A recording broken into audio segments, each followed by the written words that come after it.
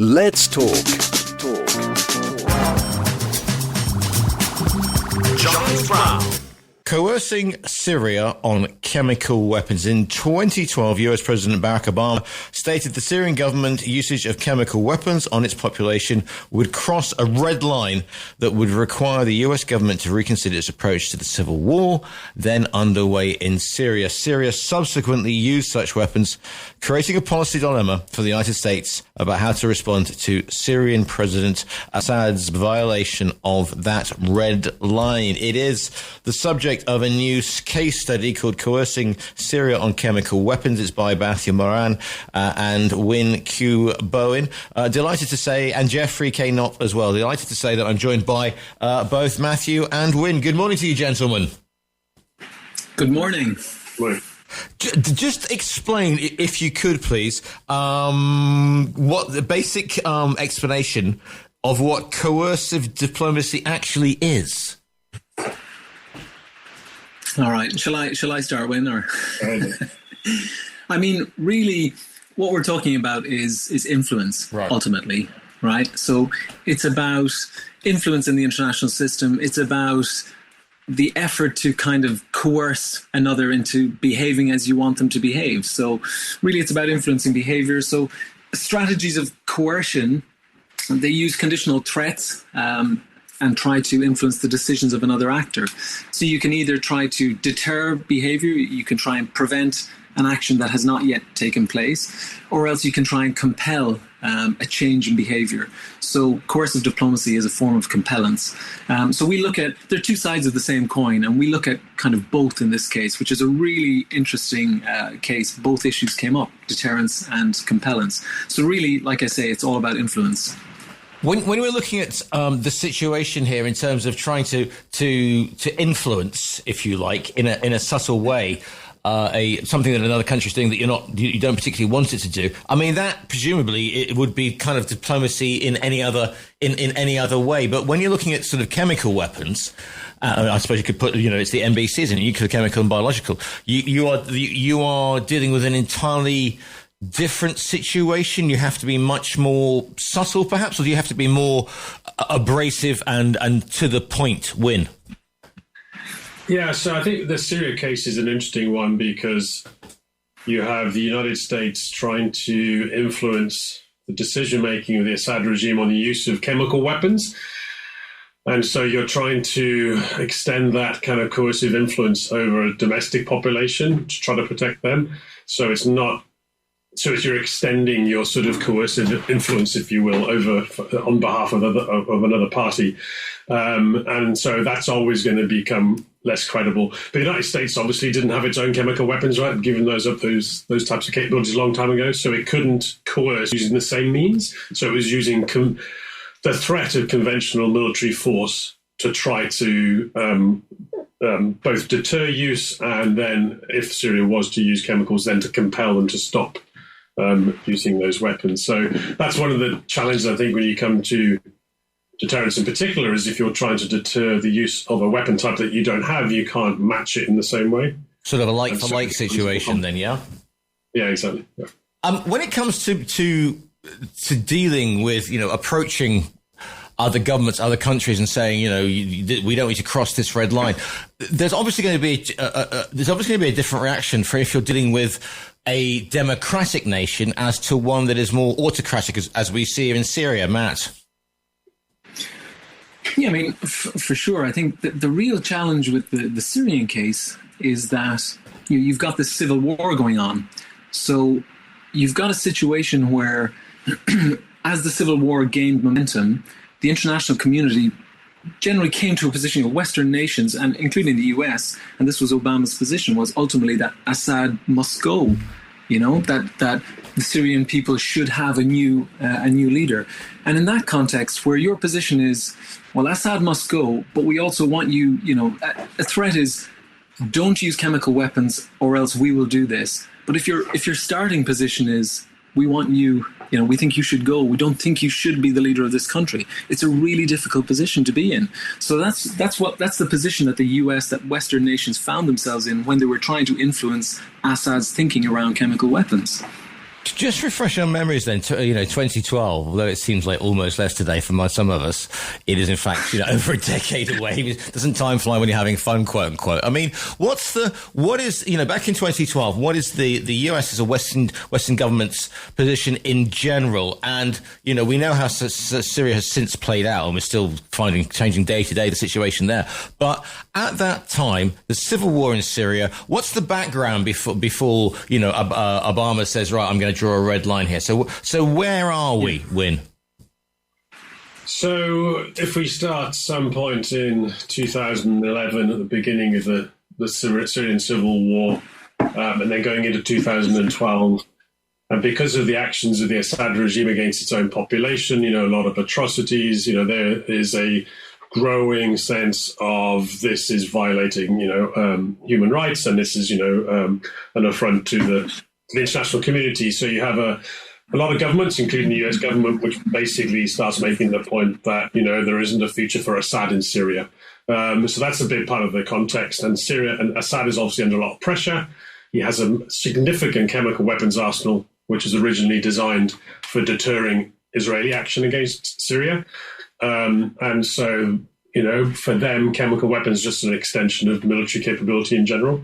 So the Assad regime at different moments started to think seriously about using that chemical capability and moving it. And so around about early July 2012, that first bit of intelligence started coming in about moving capability. And at that point, the Obama administration, President Obama himself, made a very, very carefully scripted set of remarks in his speech, I think in Nevada, warning the Syrians about not to do anything. And then subsequently in August, there's more intelligence comes in about the potential movement and use of chemicals in Syria. And Obama goes into a press conference that isn't his and offers unscripted remarks where he uses the phrase red line, enormous consequences if that red line is crossed. And immediately at that point, the whole debate became about US credibility, Obama's credibility, whether that was domestically in Washington, whether that was Russia looking on, Iran looking on, America's Gulf allies looking on. And so from that point onwards, the whole debate became focused on, okay, when is that red line going to be crossed and what's the response going to be? Because it is an interesting, wasn't it? Because you've not only got the international community looking on, but he's got his own domestic situation. Because again, America, world's policeman, but you could argue only superpower out there with China, but back then at least, before sort of China kicked into sixth gear. What is the reaction like from both the international community and also from the Assad regime? Because if one thing dictators don't like being, it's being pushed around, because they do the pushing around themselves. Matthew. Yeah, I think when that red line statement was made, then progressively, you see Obama move to make it a more of an international red line, right? It's not just a US red line; it's an international red line. And I think Western powers, France, the UK, they all rallied. They all talked about the importance of the issue, about the need to prevent chemical weapons use. But meanwhile, in Syria, you've got a situation where the civil war power is in the balance, right? So if you're Assad, you're thinking, on one hand, I've got the US talking about consequences, etc. On the other hand, I've got this immediate threat at my door of the opposition, and I am under pressure. My regime is at risk. There's an existential threat here. So this was what was being weighed up. And I think then what was really interesting was how it started. You had small-scale chemical use. You had improvised weapons. You had the Assad regime saying, this is the rebels. The first party to call in the UN to alert the UN to chemical weapons use in Syria was the Assad regime.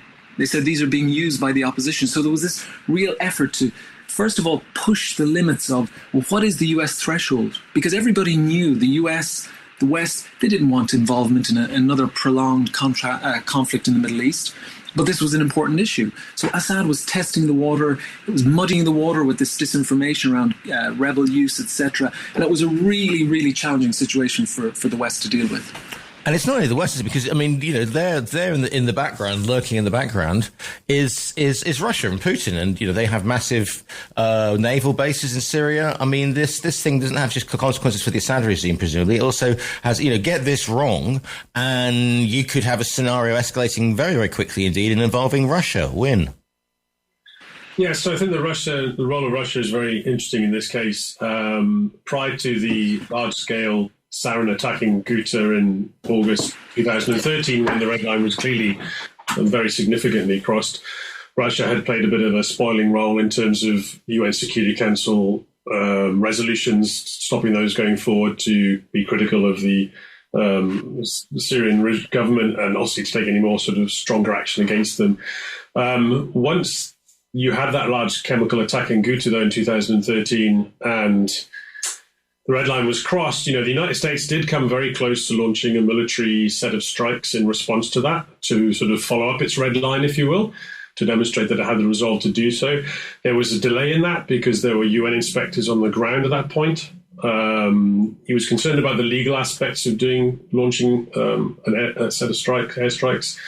And also at that time, if you remember, we had the vote in the House of Commons, which David Cameron took, and the House of Commons voted against using force. And that was the final straw, which then led to President Obama saying, we will take action militarily, but we're going to get congressional approval to do that. So slowed it all down.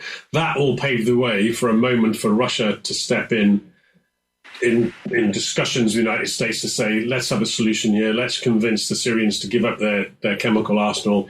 And off the back of that, you take US intervention or the prospect of that off the table. That goes back to your point, about Russia having strategic interests in the region, but also, President Putin does not like seeing authoritarian regimes toppled. Particularly one which is a client state like President Assad was.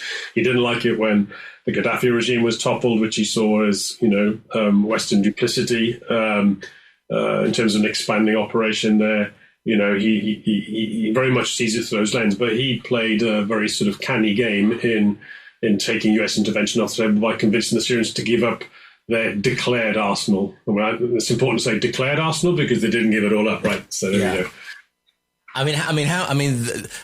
That's an interesting point as well, Wyn. I mean, how they say, okay, here are all our chemical weapons, and you have satellites going over, you have intelligence reports and whatever, but these things can be quite easy to move or reassemble or whatever. So you have to get UN observers or neutral observers to say, actually, yes, they have given over a large percentage. I mean, any chemicals you choose, obviously, are devastating to anyone on you who use them. But yeah, that perhaps is another very important point to say. If you say, here are chemical weapons, and you can go, oh, well, that's not actually all of them. How do you enforce that one, Wyn?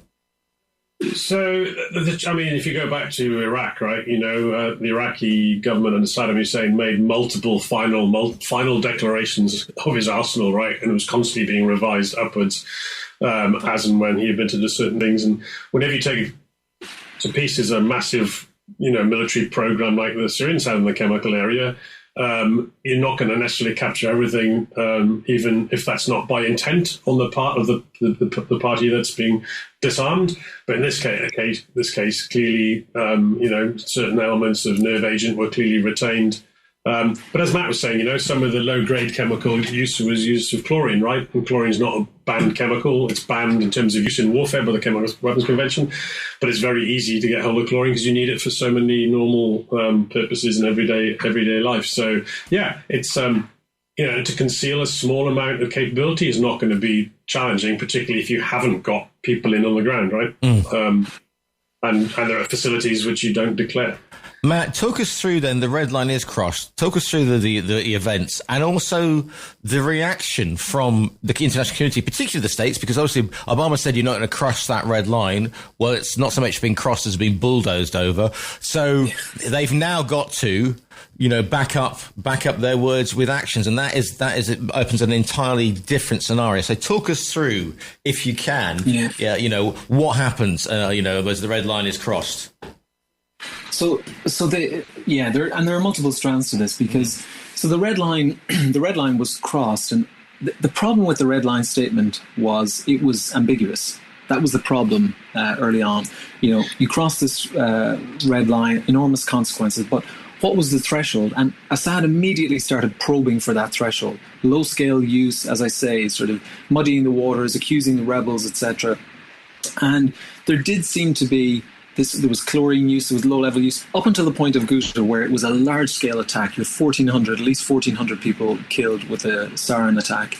That really was a game changer. The US could not hold back. And they were holding back in the early stages on confirming chemical weapons use because, thinking back to Iraq, thinking back to past cases where they wanted to be absolutely sure. And it was a challenging environment to operate in because of the civil war. So it was really difficult. The red line is, and as you say, bulldozed across. There is no doubt this is the Assad regime. But as Wyn says, Obama was ready to go. They had put all this planning in.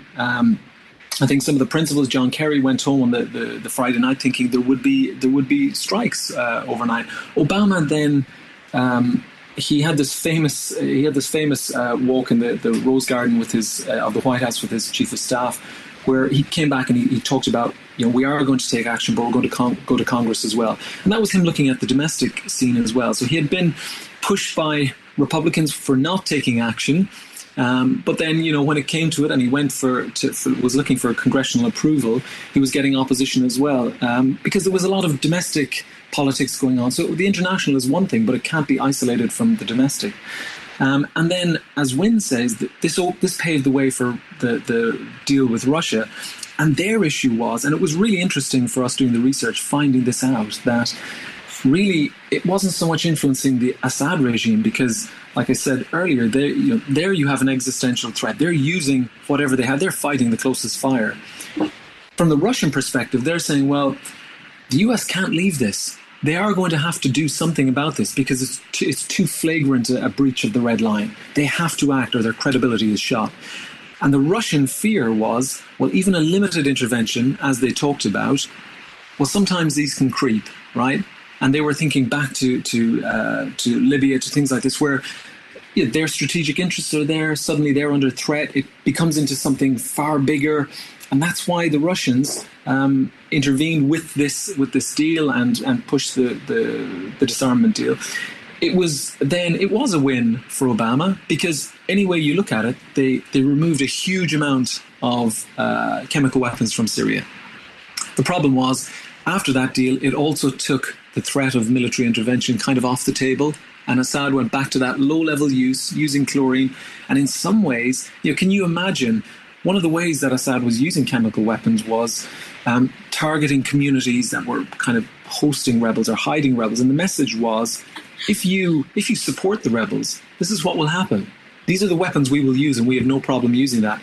So you imagine after the disarmament deal, when chemical weapons have been removed, etc., Assad returns to small-scale use to those communities. Imagine the terror. US, the West, nobody wants us to use it. We'll use them anyway. Nobody can stop us. So he saw value in using these, and he did so. So I'm rushing through a bit further there, but there was so much going on at the time. The pressure Obama was facing domestically, what was happening in Europe. France was supportive, but the UK, the vote in the House of Commons was instrumental in changing the course of things. You have Obama balancing this desire to do something, but also very wary of, well, what happens? You strike.